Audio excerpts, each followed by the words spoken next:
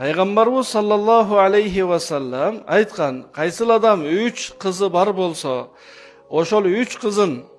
жакшылап тарбиялап, жакшы ат коюп, жакшы жылуу мамиле жасап,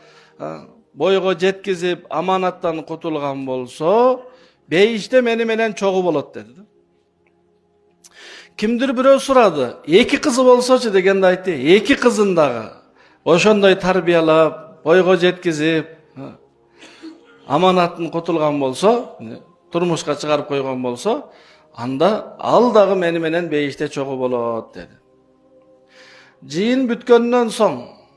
ошол жыйынга катышпаган бирөө угуп калганда айтты, аттиңа кимдир бирөө эгер сурап калганда, bir kızı bolsoçu degende